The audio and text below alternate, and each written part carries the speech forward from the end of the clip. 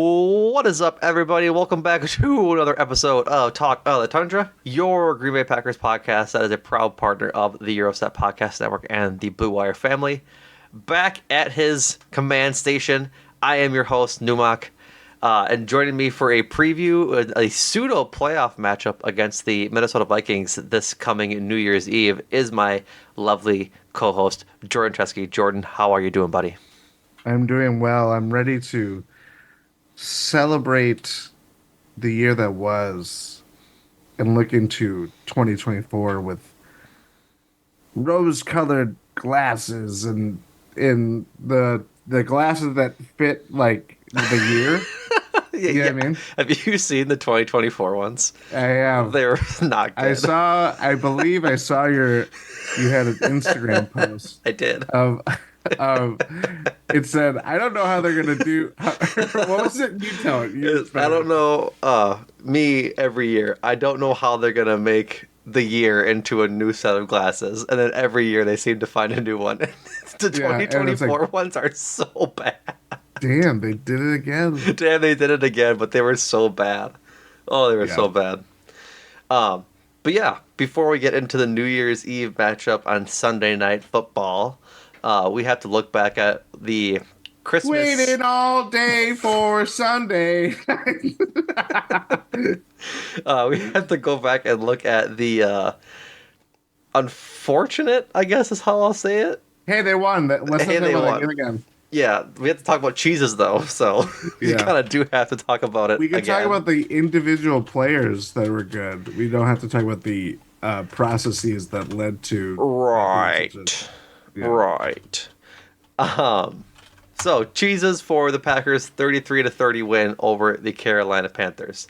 You got 6 candidates. That's how numbers work in succession, by the way. 6 candidates for cheeses this week. First up is, I'm going to go in reverse order, so we don't always start with the obvious. Reverse order, we're starting with Anders Carlson, 3 for 4 on his extra points, 32-yard field goal, and a 53-yard field goal. Audio listeners, Jordan gave the devil horns, the rock-on horns for... No, it's the field goal horns. Field goal horns. That's... I cannot believe you. Excuse me. So, like I said, 32-yard field goal and a 53-yard field goal to, in essence, win the game for the Packers. Next up is Preston Smith, 3 tackles, 2 of which were solo, 1 tackle for a loss, 1.5 sacks, and 4 QB hits, really getting in the backfield all day on Sunday. Next up is rookie sensation Bull Melton, obviously. 4 catches on 6 targets, 44 receiving yards, and 1 carry for 7 yards. Most of that in the first half. Excuse me again, my apologies. Next up is Romeo Doubs. 4 catches on 5 targets, 79 yards for a touchdown. And then Aaron Jones, 21 carries, 127 rushing yards, 1 reception on 3 targets, and 8 receiving yards. Again, a lot of that coming in the first half, mostly the first drive. And last, but certainly not least in our hearts, is Jordan Love, 17 of 28, 219 passing yards, 2 TDs, and then 2 carries for 12 rushing yards and a rushing TD that I believe came out like a QB sneak, if I'm not mistaken. So, that being said, of these 6 candidates, Jordan, we need to pick 3 of them for a cheese. And I'm curious, should we... Oh, no, we'll do the wrap-up of who's leading cheeses after this, as to give people the little update of where that is. So, we had talked a tiny bit pre-pod about what our choices would be, and you said you're locked in. So I want you to give your 3 locked-in cheeses, and I'll see if I agree with them. Okay, so last week, Numac hijacked the cheeses. Andrew Schneider bared witness to this. But I eventually agreed on where we settled, where it was 1 offensive player, 2 defense players. This is coming after the Buccaneers lost. It was Kenny Clark and J.J. Adewari. And then I believe the Jaden Reed? I think so. No, Wicks. But yeah, that sounds about right. Yes. This week, I'm taking the reins. Okay. I got 2 for sure locks. Aaron Jones. It's very simple. 21 carries, 127 yards rushing. And I don't think no disagreement from my side. yeah. Aaron Jones, lock. We want you back on the cheese board. It's been too long. It's great. Preston Smith, second lock, because he was one of the few defenders that actually gave a damn and made difference making plays. No disagreement for me. Now, the third is a very tough one because I think Jordan Love played very well against the Panthers. I think Romeo Dobbs' performance is I would say probably the best of the year. Certainly the most efficient. I would say the most efficient. I think stat wise he's had better. I think he's had more yards, but not had a touchdown. I think he had like 90 something The yards. Lions game was his season and career high, Right. where he had like 8 catches, 99 yards or whatever. But it was Mm-hmm. not. Yeah, they were playing catch up. It's not as impactful and all that stuff. Correct. I'm also not going to. I don't want. I want to give a like even if it's an honorable mention in the end. Bo Melton made big plays. He made big plays. He He had a did. third down conversion on 3rd and 10 during this game. We're talking Mm-hmm. about he's wearing number 80. Is he the next coming of Donald Driver?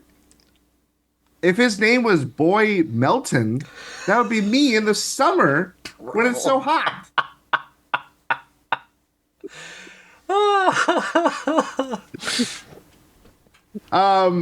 I think in the end, I would probably lean Dobbs. I would be inclined to agree with you. I think we're on the same page, 3 for 3. I will say though, our standard for Jordan Love is getting higher, It is. and therefore these cheeses are getting more out of reach.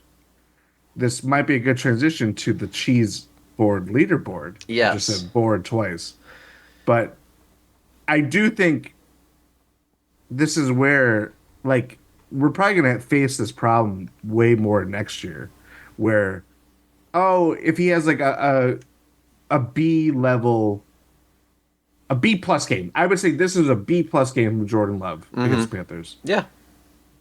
Obviously, it depends on the other supporting cast members or key players to, make a good impact and stuff like that. But I do think we're getting to this territory of like we're making it harder for Jordan Love to get a cheese. I'm just noting it. I'm That sure the listeners are noting it as well. Yep, that's fine. I think if we are to operate the cheese board in a similar fashion that Ty and Rohan and company over on Eurostep operate the stocks, is that it's like they don't give Giannis an upstock for every single time he scores 30 and 10, right? Like, Oh, they should though. well, I think that's part of the stock, right? Is that you It can't is. reward what becomes an average performance for a player.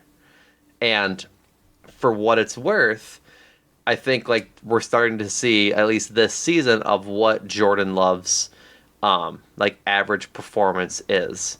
If you go through his game log, through this, we'll go back since like the start of the losing streak. So going back to week 4, yeah, I think it's 4. 246, 182, 180, 229, 228, 289, 322, 268, 267, 218, 284, 219. His yardage kind of varies between that 220 and that 280 kind of mark. Yeah. Outliers notwithstanding, including the 2 games against the Raiders and the Broncos, and then the Chargers and the Steelers, where he was just throwing a bunch. Like that Steelers game, he went 21 of 40 with 289, but also had 2 interceptions. So like we're In starting the to first Vikings game, he was throwing a bunch. right, and he had 229 for that big yardage too. So like it's nothing super outstanding either. And that's just kind of the point of the cheese board, right? Is to give it to the guys who are performing the best each week, And I think there's just opportunity to recognize other players who are doing well and who rose above expectations versus the guys who are playing just still like just playing well still. I think if we operated the cheese board this year like we did last year, he'd have a few more cheeses than he does, as I'll mention in a moment. But if we're doing it like the way we are this year, where we're choosing 3 standout players from each game, it will be harder for Jordan Love to attain those cheeses for the sole purpose of, is he playing to his average or is he playing above what our expectations are for him? So that's just where I think we stand on cheeses this season for him. So with that being said, let's go through the cheese board tally through now week 16. Jordan Love leads the way with 6. In second is Jaden Reed with 4. Rashawn, I apologize. Well, with the updated one. Did you send me a new one? Yes, this is the updated one. Romeo Dobbs is in third place with 3. Yep. And then... So that's our top 3 for right now. Yes. And then from there, Rashawn Gary, Rasul Douglas, Devonta Wyatt, Elton Jenkins, Kenny Clark, Isaiah McDuffie, and Rudy Ford all have 2. And then... and Aaron Jones has 2 now. My apologies. And I think... Who we went... Preston Smith also has 2 now. And then the rest of these players have 1. Quay Walker, AJ Dillon, Zach Tom, TJ Slayton, Carrington Valentine, Anders Carlson, Christian Watson, Keyshawn Nixon, Tucker Kraft, Dante Van Wicks, and JJ Enagbare. Which, like, I know you said when you had sent me this that you were surprised at the list. And I want you to talk about who you were surprised, or what you were surprised by. I am surprised at the fact that we named 23 Packers have at least 1 cheese. So out of 3 cheeses times 15 games, 45 cheeses, we've given half, or no, not half, nearly half of the roster. Yeah. No, including 2 to someone who's not on the team anymore too. Right. Obviously. I don't know, like I think that kind of it really tracks with this how this season has been very volatile and inconsistent. But also the first 2 are like, yes, they are locked in. Like, it should not be a surprise that Jordan Love and Jaden Reed, who have been the engines to the offense and has been the high performing unit on this Packers team, are rightfully so leading the way. Romeo Dobbs having 3, kind of surprising, but also he's had really good games. Again, inconsistency is his biggest issue. It's more of like, it is just this kind of like a bell curve. It's like the bell curve of this year is just very like fat in the middle. Yeah. Humpty Dumpty-esque bell curve. Right.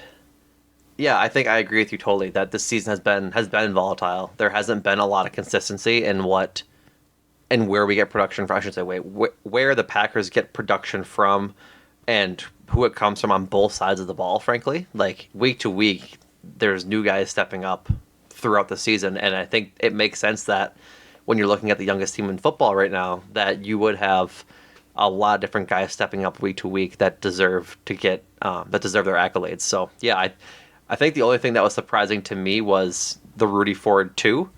But I think when we had talked, it was just like the 2 huge plays he made this season that were important. I think it was the Vikings game against Goff, and when he had the interception, like that was like the one good defensive play that week. And then I forget what this other one was. I think it was help me remember, Jordan. What was the Saints game? Yeah, the Saints game we gave it to him because he had a very good grade that week as well. And so, yeah, I think it kind of tracks for just how the season went. Yeah. So, that being said, we wrapped up the cheeses. We'll get into some news and notes for the Packers this week as we get into the Vikings game. I think the talk of Packers Twitter is cornerback Jair Alexander being suspended by the team for week 17 for, quote, conduct detrimental to the team. The inciting incident was Jair going out for the coin toss at the start of the Panthers game, despite not being a captain, and nearly botching the coin flip. I will say that Matt LaFleur said in his press conference that it wasn't one issue that led to Jair being suspended, and that it was kind of a culmination of things, and that they met with Jair, and I think that it'll be better going forward. Twitter in general, like NFL Twitter in general, has had a day and had a week with this. Like, it's one of the funnier suspensions to have existed in life. Like, especially Jair's post game discussion about it. All in all, it comes at a time when the Packers could really use Jair in a against a team with Justin Jefferson and Jordan Addison at receiver. Not to snuff KJ Osborne either. And so it comes at a really bad time, but I think this is a regression to the mean as to what the Packers are willing to put up with publicly as a franchise. I know I saw a lot of discussion of like the Packers look silly because of this, and that they like are doing this because of how much they dealt with Aaron Rodgers. And I don't think that's necessarily untrue, but I think that you can separate what Jair did from everything that Aaron Rodgers did and still think it's worthy of suspension. So, I guess, what are your thoughts on it, Jordan? I'll give mine afterwards, but I know that we've been in the Discord, and spoiler alert, not, I should say so. I keep saying spoiler alert when I say to join the Discord. Brief interruption. Join the GSPN Discord at gspn.info. It's a lot of fun. So, but we've been talking about the Jair suspension in there as well. Jordan, what are your thoughts? Okay. It is, as a man of comedy, it is inherently funny that you suspend someone for interrupting a coin toss, acting as a captain when he wasn't named that, and him nearly botching the call, which is news to me that you can receive the ball twice if you don't say it properly. Like, these are the Yep. little like arcane football rules that are just, part of my French, freaking stupid, that like just exist, and we just like, okay, that's football, like whatever. However, I think the thing that I think people that have followed the Packers, that have watched the Packers for especially the last 2, 3 years, is that things have been coming to a head with Jair Alexander. And he's a very talented player. Last year was a down year for him, and he was still named an all pro cornerback, which I believe you and I both questioned. We're very surprised by it. We were very surprised. It was not his best year. We thought, oh, you would obviously not reward him with such a great honor. But that is the kind of player that we're talking about here. He is a high link player. He's the highest paid cornerback in NFL history. I believe that still stands now. Could be wrong. He at least placed a benchmark for other quarterbacks who are as talented as him to reach that pinnacle of being, rewarded financially to that degree. He also makes very frustrating and kind of like YOLO level kind of decisions both on and off the field. And I think this is ultimately a culmination of everything that we've seen over, I would limit it to the last 2 years, especially. But you can tolerate these things when you're winning. You can tolerate these things of, he has this irrational confidence guy. When things are going great, you love to hear Jair chirp. You love to hear him talk smack. You love to hear him do all the things that you do. When you're a Packers team that is rebuilding, that is young, and if you're looking at the discipline issues, whether it's, penalties or the mistakes that the young players have over time have ironed out, but still they're green, they're searching for experience, they're looking for leaders to lead this football team. Jair Alexander, I just butchered his name. Jair Alexander is not the prototypical leader, in my opinion, for that thing. So yes, it is funny in a capsule of, I'm gonna wedding crash this coin toss and go YOLO on this. But I also think this has just been festering for a very long time. And especially this season where he's going to miss more games than he actually played. And yes, there are injuries that he has been carrying that have prevented him from playing. But that kind of exacerbates these issues that haven't really been talked about. I know the Athletics' Matt Schneeman, he wrote an article a couple of weeks ago talking about why Jair did not travel with the team to New York when they faced Tommy DeVito and the Giants, despite having traveled in previous games, despite being hurt. And there's just something going on. And whether that comes out in the offseason, whether that comes out under the most drastic measures that the Packers move on from him, even though it's not all that financially viable. It doesn't matter. There is something there. And it is one little symptom of a larger issue that I think Matt LaFleur has to face in probably his biggest offseason as a head coach, because this is the new direction that you're looking to go with a young Packers team that clearly has something. It's about yielding that something over the next, decade of prosperity. But Jair Alexander, to me, is an incredibly frustrating player because you see the talent, you see all the things that he deserves. He is one of the best players at his position in the NFL. Don't do this. Stop doing this stuff. You're going to ruin your career. Like it's that simple. And I think that is where I ultimately lie, where you let these things go on when things are going good and it's like great. But now when you're kind of they're in a better middle this year than they were last year, because we can look at toward the future and it building towards something. But I don't know. On an individual basis, this is a really tough decision that they kind of have to rein in Jair Alexander. And I don't know how you do that. And how do you, the classic saying, how do you get the toothpaste back in the tube? You know what I mean? That's kind of where we're approaching. Yeah, I think that you're spot on with that. It's frustrating to watch Jair be like this, but I think at the same time, this is kind of who Jair has always been.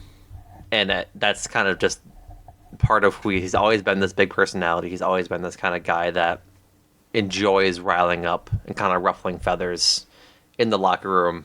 Not in a bad way, but like I guess in the media, like locker room, in the locker room media interviews, things like that. Like he always has something big to say. He had the big hat last year. Like he's very much Jair. Like he's his own person, and I think we've come to love him or hate him just like because of that. To wrap up your point earlier, he is seventh in total cash for cornerbacks, behind Denzel Ward, Trayvon Diggs, Devin Witherspoon, Xavier Howard, Carlton Davis, and Marshawn Lattimore for just cash this year. Obviously, Devin Witherspoon is a rookie. I was gonna say that's interesting. Yeah, I think it's like just total cash. I think this year, like he has Devin Witherspoon has a big cap hit this year, but not so much next year. But like Denzel Ward, I think has a bigger contract than Jair. Jair's was 4 years, 84 million, and then Denzel Ward was something like 4 years, I think 100 million, if not mistaken. 5 years, 100 million. So he's definitely up there in like total money. I think even like Xavier Howard too. Again, 5 years, 90 million. So he did like you said, set that bar for what top cornerbacks are going to get paid.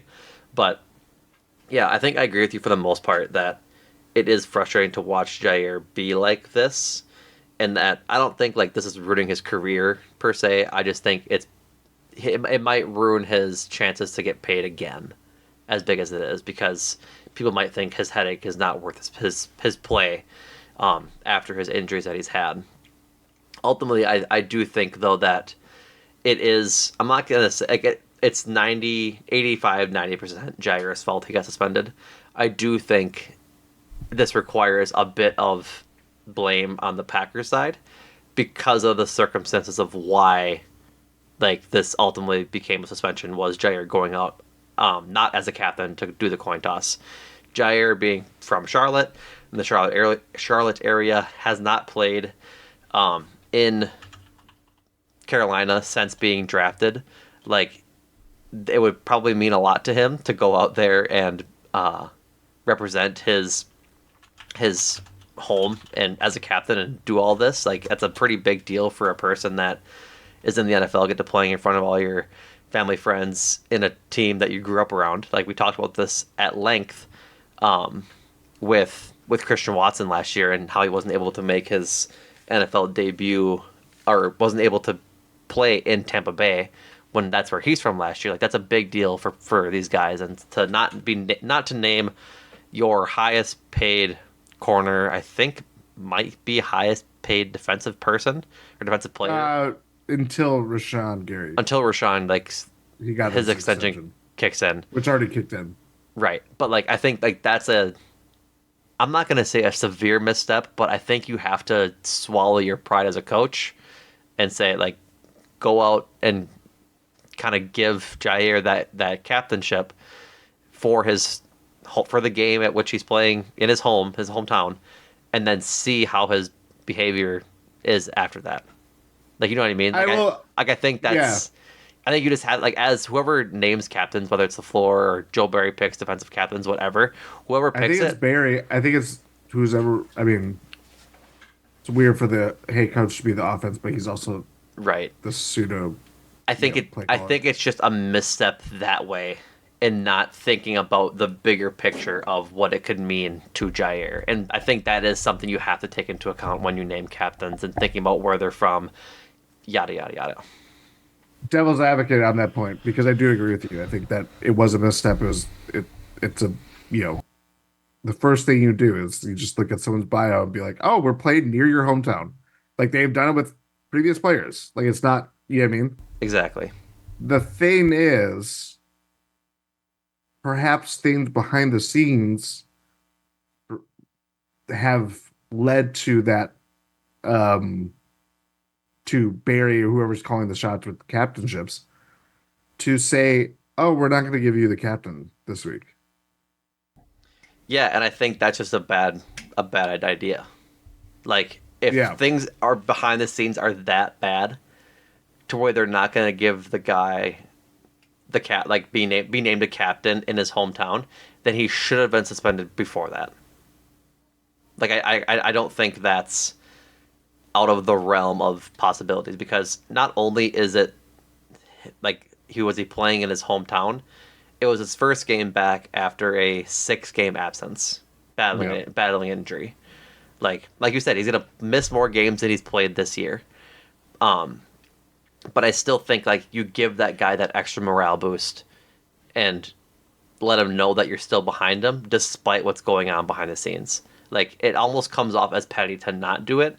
And if it's not petty, it just is ignorant, which you shouldn't be as a coach. You should be able to know your best players for sure. And, like, this is an extreme, but did you read the Brandon Staley, like, obituary on ESPN or whatever outlet it was when he got fired? And how? No. So Brandon Staley had a knack of wishing everybody happy birthday whenever they were, like, in team meetings. If it was someone's birthday, he called out all the birthdays, did all that stuff. And he wished a couple guys happy birthday, and then some other player piped up and said, hey, it's this player's birthday too, like the 53rd man on the roster or something. Something that they elevated from the practice squad or whatever. Exactly. And Staley essentially just kind of like blew up, like, oh, yep, okay, happy birthday. And then they went out their meeting. Like, it's that level of, if you're not thinking about everybody, why are you why aren't you doing that? Do you not respect them as players? Like, what is going on? And whatever the case may be, we've went on longer about this. I think we wanted to, but I think, like I said, 85-90% Jair's fault for causing a scene and almost screwing it up. But also the Packers and the coaches have to have a bigger picture view of this, in that just name him a captain for his home game. And if morale does not improve, then think about suspending him at a later date. Yeah. It's kind of just how I saw it for it. So, with that being said, anything else, or should we move on to the actual game? No, it's now he's missing the a make or break game really, and Yeah, a game where that's where they we're need at. him. A game where Yep. they need him. Packers enter this week 2-5 all time against the Vikings in US Bank Stadium, which is not a surprising stat to me. They have never played well at US Bank. And one of those wins was during the COVID year where there was no fans. So Very very hard take place to that. play. Before we get into it all, we're gonna do a little scoreboard watching for this week. So playoff relevant games to keep track of. There is four of them. Rams at the Giants, Steelers at the Seahawks, Falcons at the Bears, Saints at the Buccaneers. Packers fans, you guys are rooting for the Giants to beat the Rams, the Steelers to beat the Seahawks, the Bears to beat the Falcons, and the Buccaneers to beat the Saints. That is where we sit as fans. I think for the Packers, they need to not have the Giants or not have the Rams and the Seahawks win out. I think is where we're Yep. at. Yes. And then I think the Buccaneers can win out, and that's fine because they'll just win their division. Because the Packers have the tiebreaker over the Saints. They do not have the tiebreaker over the Buccaneers after losing them. So Correct. more disparity between those two teams would help the Packers if the Buccaneers win. Correct. So that's where we sit. We are Giants, Steelers, and unfortunately, well, Giants, Steelers, and Buccaneers fans, and unfortunately, a little bit of Bears fans next week. But honestly, like, I think I'm not gonna get into it. Playoff scenarios are very finicky at this point with Packers. They need They're help. very finicky. They need help from their friends. Yes, exactly. They can't get by without help from their friends. If the Packers win this week, this is according to NFL Next Gen stats, they are 56% playoff probability. I liked it better when that number was 99. I did too. Their current playoff probability is 26%. Yeah, they need a few breaks to go their way, and I think Yes. that's the biggest thing is that they just need some luck to go in with taking care of business. I And think the Rams have really, and talk about a team that they beat already and would have had the tiebreaker over, but the Rams are kind of out of reach. They're playing the Giants, and they should beat them.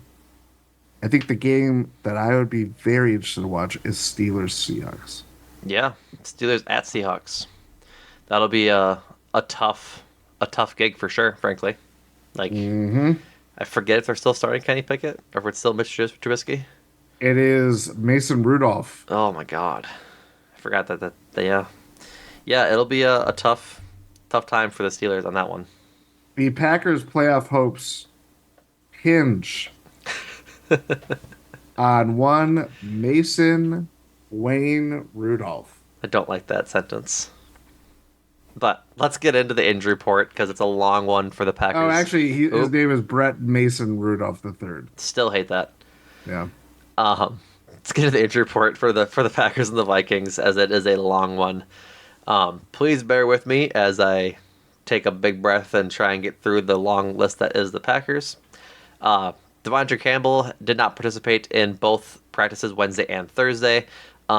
With a neck injury, I don't think he's going to be playing at all again this year, frankly. Oh, waving the finger from Jordan. No, I don't think he is. Yeah, I We've think seen the last of Devondre Campbell this season. I think so as well, which is unfortunate because I think he's just an emotional player, frankly, and I think he wants to be out there. But I would imagine he's a bit frustrated with all the injuries and playing through injuries and things like that. So, AJ Dillon was a limited participant in practice Wednesday and Thursday as well as he has a broken thumb. So I'd assume he would play again with that wrap as he had last week. JJ Enagbare was promoted from a limited participant to a full participant on Thursday, so he's practicing with a toe injury. Elton Jenkins' shoulder knee injury was a DMP up to a limited on Thursday as well. Aaron Jones, all these players were limited both Wednesday and Thursday for practice. Aaron Jones, Luke Musgrave as he comes back from IR with his kidney laceration, Jonathan Owens with a knee injury, Jaden Reed with a toe and chest injury, cornerback Robert Rochelle with a shoulder injury, and then Quay Walker with a shoulder injury as well.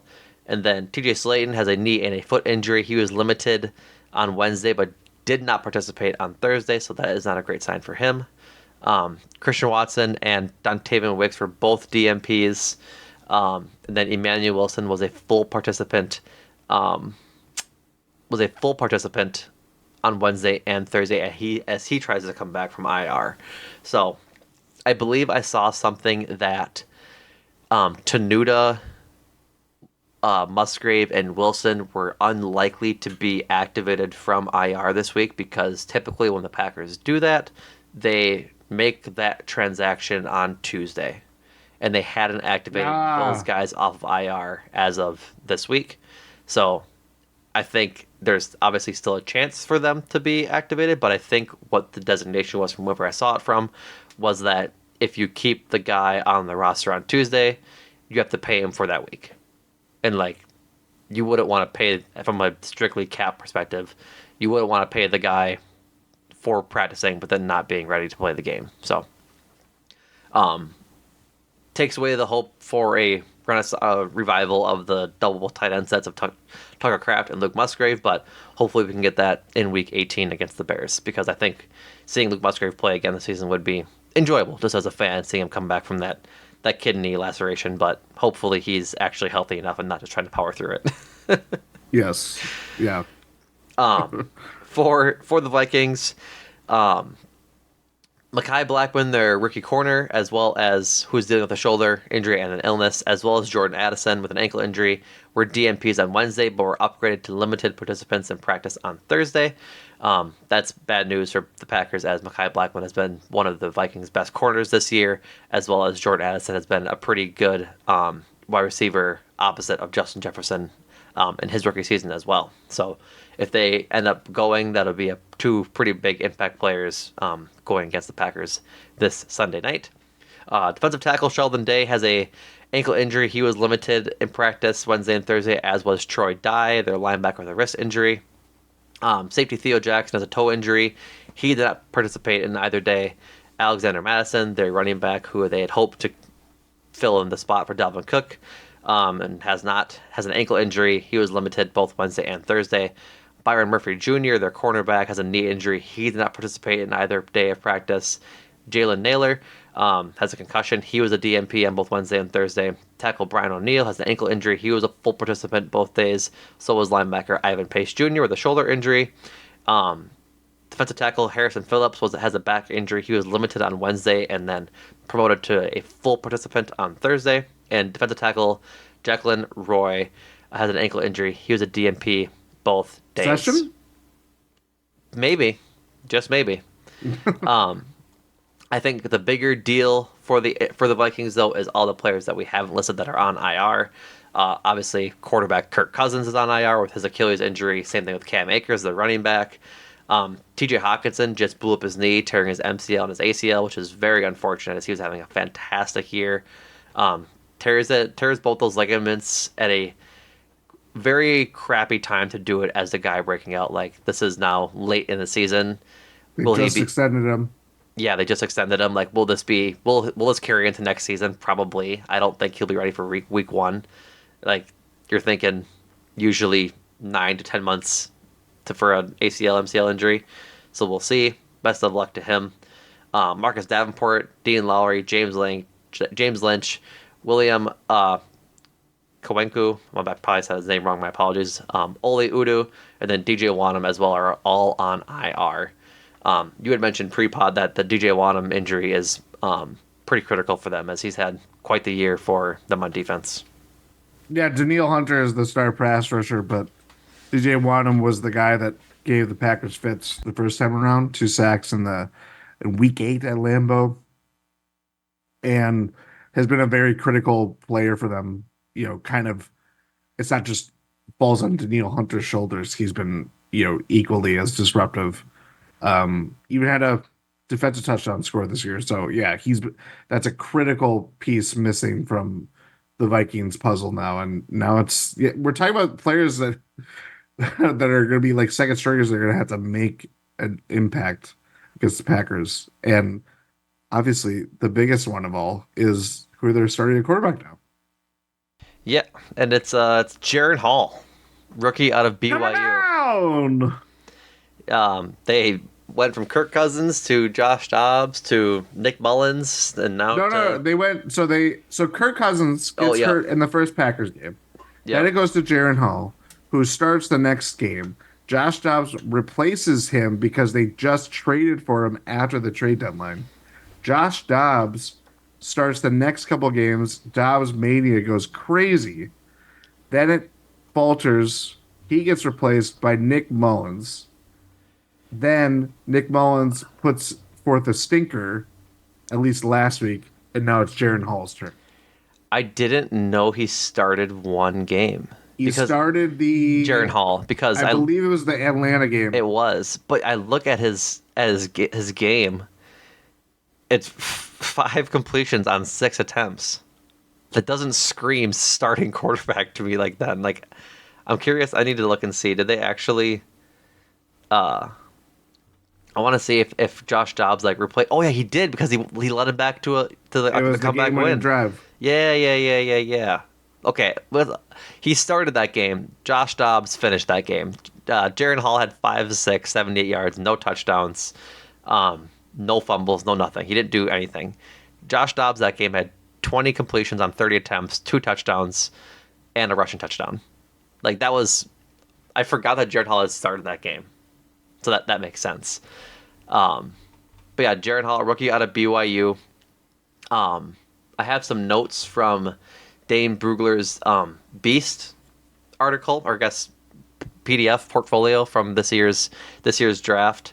I'll read if take it for what you will, but Dane Brugler wrote that out of BYU, Jaren Hall was athletic and quick-footed, very efficient in the RPO game and on play action bootlegs. Throws the ball well on the move, and his arm strength looked better last year than it did, or I guess looked better in 2022. Controlled mechanics in the pocket or in motion with a clean, compact release, and displays workable ball placement on pitch and catch and bucket throws.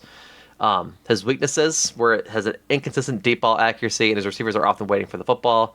Accuracy suffers when he's forced to reset his feet and eyes on the move, and when he misses, it's usually high. Had more fumbles at BYU than interceptions. So that to me screams. I guess we'll jump right into the analysis. We'll get kind of back into the matchup a little bit, but the just looking at that, if he has problems on the move and resetting the pocket and throwing and like moving his eyes, that sounds to me like this will be a pretty big game for the defensive line and Rashawn Gary and Preston Smith. Like this will be if you want to disrupt Jaren Hall and you want to get at this rookie, which I don't think should be too hard for the Packers, but I think the way to success is to make sure that pocket is crowded, make him move, and then making sure you're not getting dink and dunked down the field. Make him throw far. Because, boy howdy, I think if you're looking to not get beat deep, you're playing the wrong type of defense against Jaren Hall, at least according to Dane Brugler's analysis of him coming out of college. Which Utah collegiate quarterback will reign supreme? See, we have arrived to the state of abysmal Packers defense. I wanted to look this up, and I'm kicking myself that I did not look this up before we started recording. I can try to look it up quick. Well, let's. Well, it might take a minute. The Packers have faced a litany of quarterbacks this year, teams that have replaced injured quarterbacks or quarterbacks that have been replaced because of underperforming or whatever. This is nothing new for this season. Yeah, I mean, it's more rare that the team that the Packers play against will be the same team that that team will be for the rest of the year. I can just tell you who they are. I can go through the games. So they faced Desmond Ridder, who got replaced by Taylor Heineke, I think, last week. Derek Carr is still there in He's New also Orleans. been replaced at some point. Well, he got injured. I think that's different. Oh, that's right. I think I'm not counting injuries. I'm counting like performance based. Okay. Aiden O'Connell replaced Jimmy Garoppolo. Did they face Aiden O'Connell that week? They did. No, They, they, it was they, Garoppolo. it was Garoppolo. Oh God. They faced the Broncos, who just benched Russell Wilson today. Um, they faced Kirk Cousins, who has an injury, so they'll be facing a new quarterback there. Um, they faced the Rams with Brett Rypien. That was an injury too, so I don't think that's also. But you can keep counting because like I think that does. If you count the replacement quarterback after the injury, it counts. I'm not counting Derek Carr because of they faced Yeah. him and then later he got injured. Um, Kenny Pickett was the quarterback. That's an injury replacement. Nope, that was an injury replacement. He got concussed. He got concussed. Still Jared Goff. Still Patrick Mahomes. Tommy DeVito got sent to the garage like Joe Pesci in Goodfellas. Baker Mayfield is still there, and then Bryce Young is still there. So six Six. quarterbacks they've faced at some point where that quarterback was either replaced or they're facing the replacement.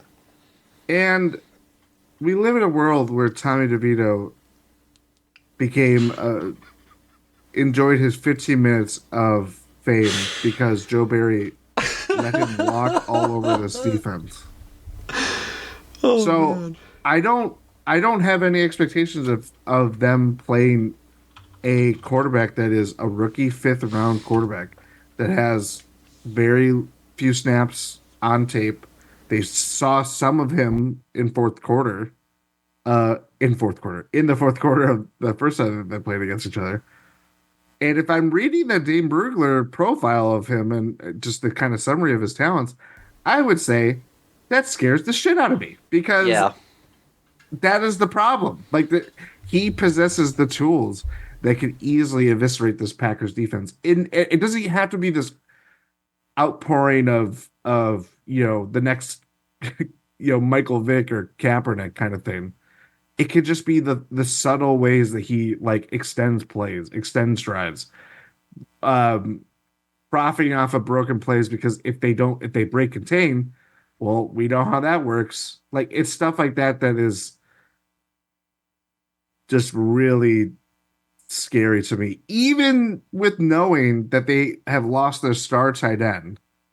Jordan Addison has been in the injury report, so he's going to be, even if he plays, he's going to be limited or carried some kind of knock with him. Like the Vikings are so banged up, and it might not matter. That's the scary part. Yeah.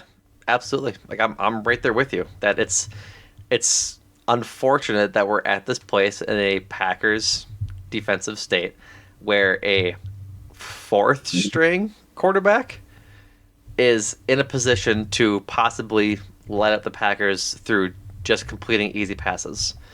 And yeah, I'm right there with you. That's scary. Like we don't really have too much on Jaren Hall, but I think I guess thing to watch for and my one of my players will be revealed later, but will be the pass rush. Like this has to be a good game from the defensive line and the edge rushers. It just has to be. Because if it's not, you're going to allow a guy to get set and become comfortable in the pocket, throwing to possibly, when healthy, the best receiver in football and possibly the best rookie receiver in football this year. Like, all respect to Jaden Reed. I think he's up. He's number two, if not number one. But Jordan Addison has had quite the year as well. Like it's just the way it is. I think they're the cream of the crop this year. JSN in Seattle's had a good year. Quentin Johnson in LA has not. But it's between Jaden Reed and Jordan Addison for best rookie receiver this year. And I think when you have that sort of talent across the line of scrimmage and you're able to throw to either of those guys as a quarterback and a rookie quarterback, you might be just okay having that happen. Or having Yeah. those tools for you to utilize. It'll be scary. It'll be scary. Looking back, I guess this is going a little bit out of order, but looking back at the Week 8 matchup between the Vikings and the Packers, it was ugly. Not a good game from, frankly, anybody. The Vikings beat the Packers 24-10 at Lambeau Field. 297 passing yards from Kirk Cousins and a little bit of Jaren Hall, despite Justin Jefferson not being available. 27 targets spread across for TJ Hawkinson, Jordan Addison, and KJ Osborne. Of the 297 passing yards, 269 of them came from those three players, and then TDs from Addison and Hawkinson as well. Through week 8, the Vikings had not had a rushing touchdown. Alexander Madison, or I think it might have been Kirk Cousins, scored their first rushing touchdown of the year. It was neither. It was neither. Was it It was Chandler? Cam Akers. Oh God, it was Cam Akers. Scored their first rushing touchdown of the year in week 8. Like we talked about earlier, Jordan Love played, I guess, okay this game. 24-41, 259 passing yards, a TD and a pick, and then sacked 4 times. And like you had said earlier, their leading sack getter that game was DJ Wanham, who's now injured. So their receiving core wasn't that good. Christian Watson had 3 catches for 33 yards on 8 targets. And then you had picked up this little bit of information from PFF. Jordan Love, when blitzed in week 8 per PFF, 12 of 19, 104 yards, 1 touchdown. When not blitzed, he was 12 of 22, 126 passing yards, and 1 interception. So we'll see how it goes. The Vikings blitz early and often, so I think it's been of note. No one blitzes more than the Vikings. It's been of note throughout the season that Jordan Love plays well against the blitz, so it's not a immovable object versus an unstoppable force, but it's certainly a matchup to watch for sure. Like, how often are the Vikings blitzing with Danielle Hunter and company, and how well is Jordan Love navigating that blitz? I think that is something that we've seen him develop quite well over the season and avoiding. I think it was there's a video going around Packers Twitter today of, I think, 2 separate throws that were identical throws from the Buccaneers game to the Panthers game, where Jordan Love steps up in a blitz and delivers a dart in the corner of the end zone. And I think we've seen that a lot this year of Jordan Love being able to escape the pass rush. So hopefully that can continue this game. But Brian Flores has really revitalized that defense after it was a league worst, or almost league worst, last year with the Detroit Lions. So it'll be an interesting matchup for sure. I think it's very. Both teams are banged up in very critical spots. The injury report does not favor the Packers in terms of, it's nice having Jaden Reed probably back. Dontavian Wicks. I believe Matt LaFleur said Thursday that both Christian Watson and Wicks would have to practice Friday for a chance for both of them to play. That's not great. Like, Dontavian Wicks emerging over the last couple of weeks has been huge for Jordan Love and him figuring things out, and a guy that can extend plays beyond just the point of contact, or whatever stat you want to call it. So it's just like this defense that the Vikings have it's headlined by Danielle Hunter, but losing DJ Wanham, a guy that's been really, kind of the Robin to his Batman, if you want to call it that way.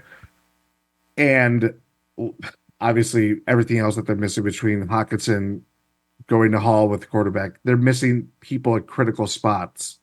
The Packers, on the other hand, are obviously without Jair at a critical time, if he was even going to play too. Jordan Love without, kind of his number one, who we thought was going to be the number one wide receiving target going into the year, to the guy that was eventually usurping everybody as the number one wide receiving target by this point in the year. I don't know, like, it's just, it's such a smorgasbord of kind of injuries and limitations that both teams face, and it's football and yada, yada, yada. But, like, it just makes this kind of game even more. It's going to be, I feel like it's going to be really chaotic, which Packers games have increasingly been. Yeah, I am in full agreement with you. I think this game is going to be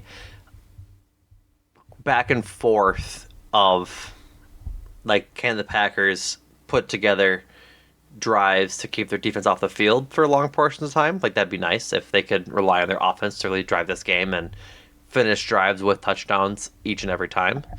against a defense that is like pretty good this year. Brian Flores, like we had mentioned, coming after being fired, I think, in Miami, and then Yes, he the was. whole Lawsuit. lawsuit with the NFL and all that good stuff has now come back and um I guess done really well with this defense. If the Packers can offense can really run, I should say run, can really operate against this defense, that'll be a good sign for the end of the year expectations for them. But yeah, I think the biggest thing is just going to be the defense. The the defense looking as bad as it did against the Carolina Panthers doesn't really make me feel all the best for the Vikings game. Like, I think it's different. It's still a rookie QB. It's still an unproven rookie QB with even better assets at receiver than the Panthers have. And I think if you look at a lot of what Bryce Young did for the Panthers in their loss on Sunday against the Packers, it's a lot of what Jaren Hall is going to be doing for the Vikings. A lot of short throws, mixing in some deep throws, but it's going to be a lot of over the middle and underneath. And how Eric Stokes can handle Justin Jefferson, because he drew that assignment a lot last year, week 1, before his injury, how he can handle Justin Jefferson is going to be a big part of it. Like, I went back and watched a condensed replay of last year's game, and there's a lot of Eric Stokes coverage on Justin Jefferson and a lot of Justin Jefferson getting open. Like, that's just kind of how it is. And we don't want to hope that Eric Stokes has lost a step, but it kind of looks like he has after his injury battle last year. And so we'll probably see a lot of zone because they don't have the man, like, they don't have the corners to keep up with them in man at the moment, which I've been screaming for man all year, and I get it. And I don't say I want zone, but I think it's what we'll see. If you believe they put a man on the moon, I'm, man on the are you calling moon. Justin Sorry. Jefferson the moon? Yeah, he's unattainable for the Packers in every which way. In every which way.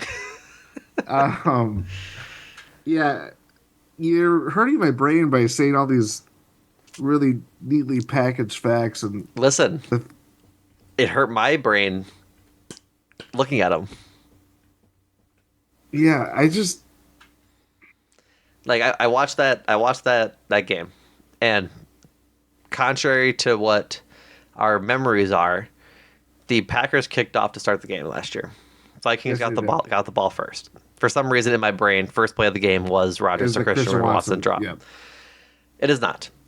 It is instead just a absolute dismantling of the Packers defense as the Vikings drove down the field to score a Justin Jefferson touchdown. And the play they scored on was Justin Jefferson at the top of the screen, going in motion to the bottom, and Eric Stokes completely blowing his zone read, or his zone read, and missing Justin Jefferson in the backfield for a touchdown. Like, I don't really see how the defense has changed that much since then. What, 17 games plus 15 more is 32 games since then? It's kind of been the same exact thing. they're less talented. I mean, we talked about this in the Discord. Is that I think Joe Barry, to touch a third rail topic. Joe Barry is doing what he thinks is the most preventable way, or the most insulating way of playing or matching up with opposing teams, even with the deck stacked towards their direction.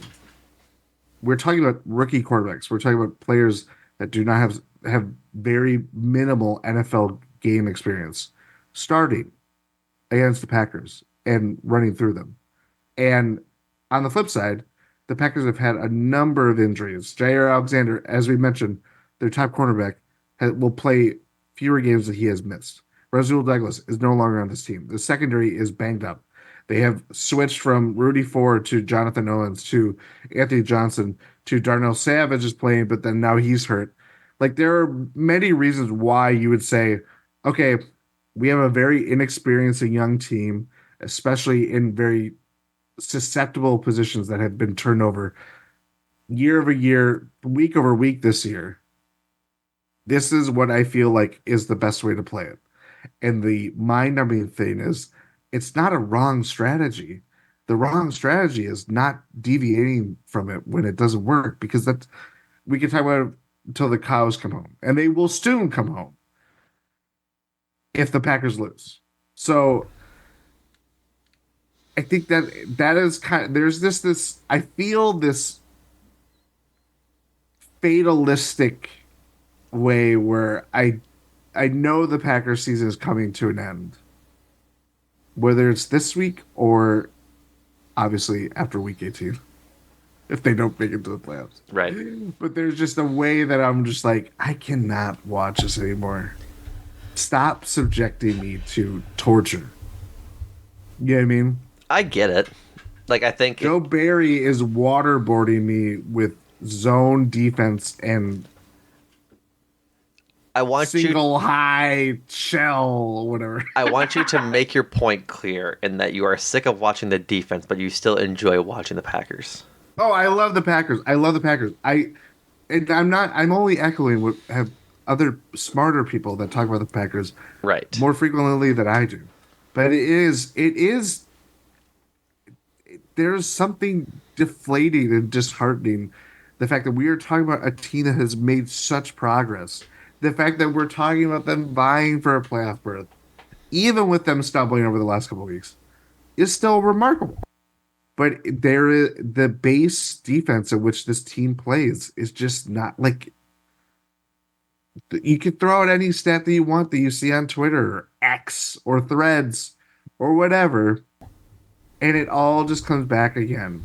It's just, you know, I that's why I fear that against, especially a team that is playing for their own playoff fortunes, even with all the things that the Vikings have faced this year, they still have something to play for, and they will happily snatch some, increased chances for them to play for a playoff berth next week and dash the Packers' playoff chances.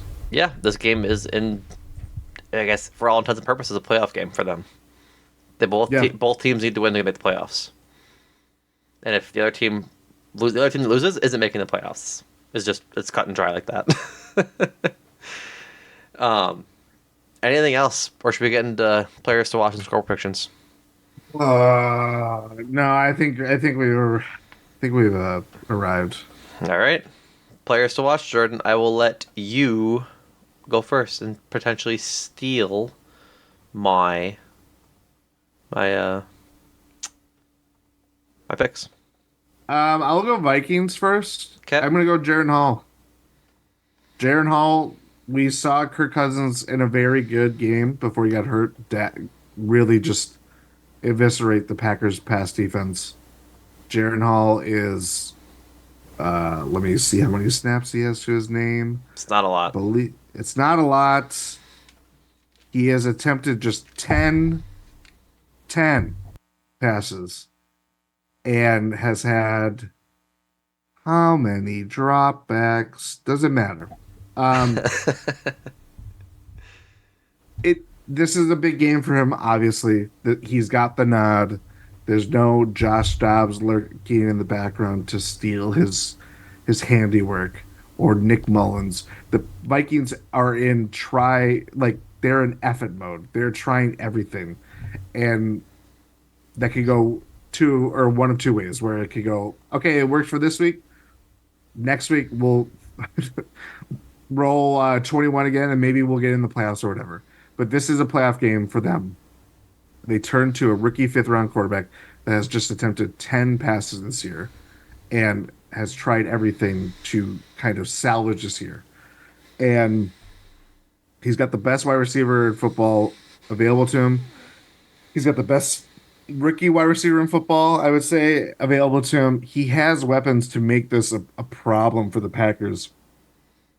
And it might not matter if he throws well or not, because he can do dangerous things on the ground, which is always the Packers' Achilles heel. Right. So yeah, I'll be very interested to see which way this goes. Is it going to be a DeVito game? Is it going to be a Brett Ripien game? Is it going to be I don't know, Joe Webb game throwback? God.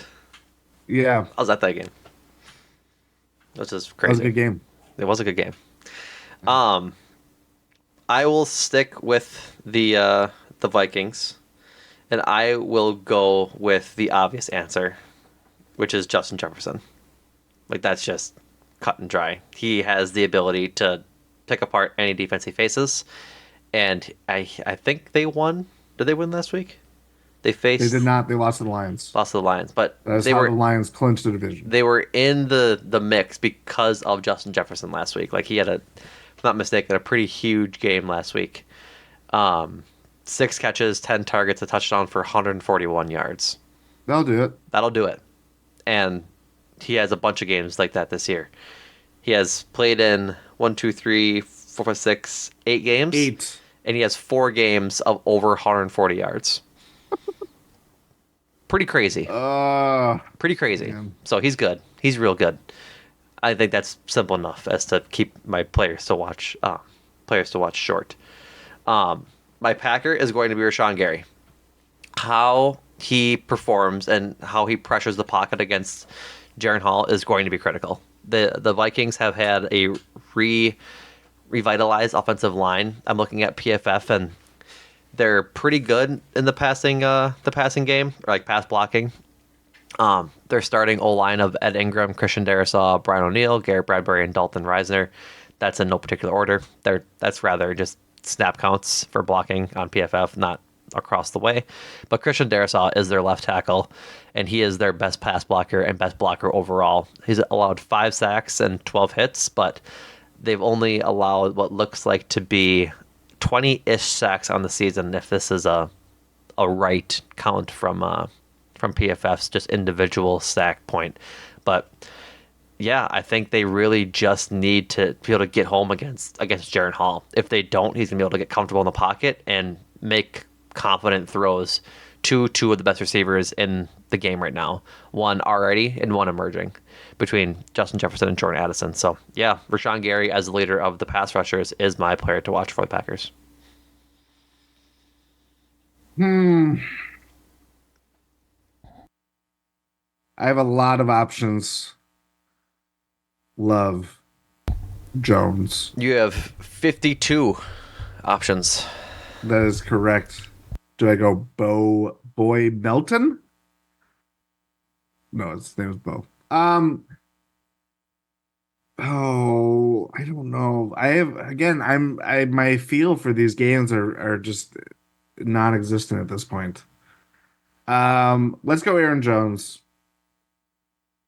It was very encouraging to see him not only do very productive things on the field, but also get a lion's share of the looks from the backfield. Obviously, AJ Dillon's hampered with a thumb injury that made his thumb look like it was bizarre. It was bizarre what they are trying to do with AJ Dillon. Just put a prosthetic cam on there. It'll probably work better than what they're doing right now.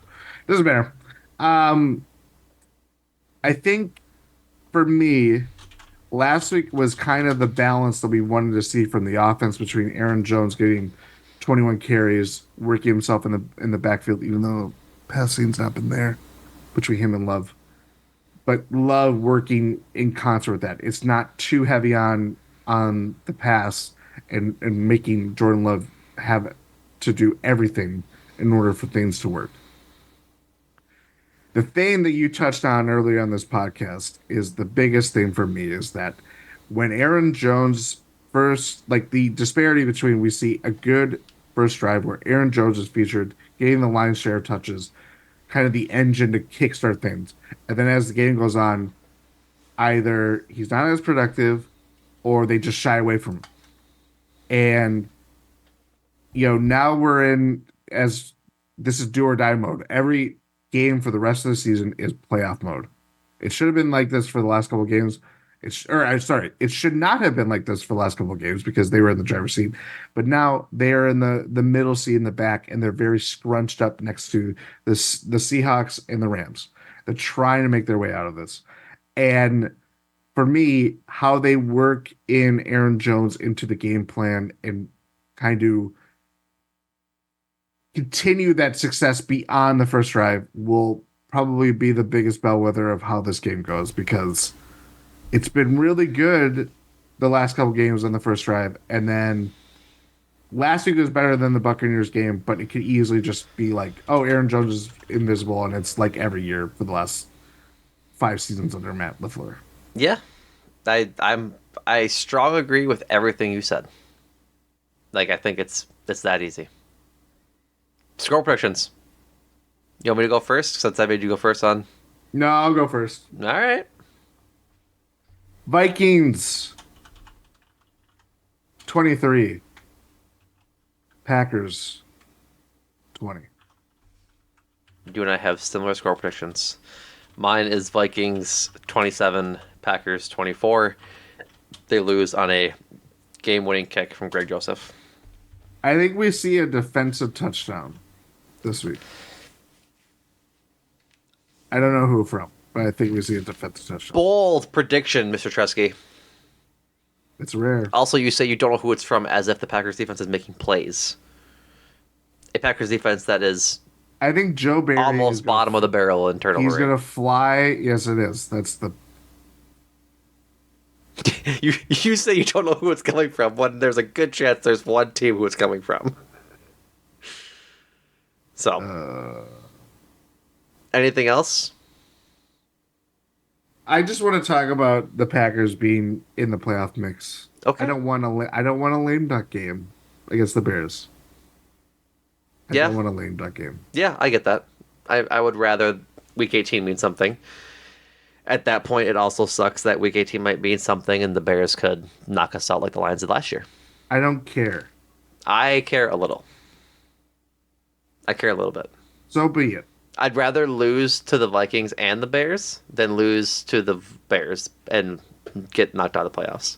Because that's like giving the Bears and their fans the tiniest bit of hope and tiniest bit of happiness. You're scared. Don't be scared. I just don't want that. I just don't want Bears this fans is to the be happy. game. I just want Bears fans to be happy. That's all there They're is to never it. happy. But they'll have a tiny smidgen of happiness to start their new year.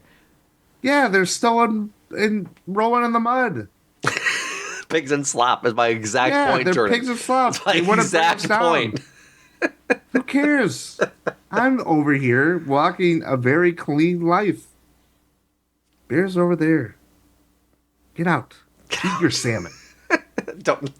Oh God. All right, that's it, folks. We're wrapping up. Thank you all for listening. Hope you all had a wonderful holiday season. Hope you guys have an enjoyable New Year's Eve. Do everything safe. Drive safe. Yeah, that's the other thing. Don't drink and drive. Joe Barry, don't drink and drive.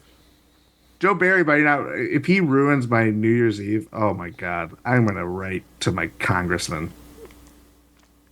I don't know why you'd write. I forget her name.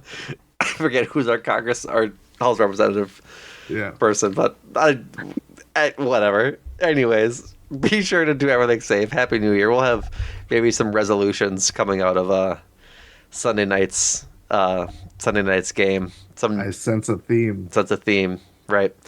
Go check out the Bucks feed with Todd Rohan on Eurostep and Mr. Jordan himself and Adam on 1-6 for all things Bucks. They just came off a win over the Brooklyn Nets last night, Wednesday night. Go check out Adam McGee and Andrew Snyder on Cruising for a Bruising as they trudge through the Brewers offseason. And go check out Adam and Andrew on Make Time for This as well for all things pop culture. So go rate and review 5 stars on Spotify, Apple Podcasts, wherever you get your podcasts for us. We would really appreciate it. I know I'm thankful for all you guys listening throughout the year. Still growing, still having the most fun time talking our favorite football team. So always happy to have y'all's support. So again, thank you. And Jordan, thank you. Thank you.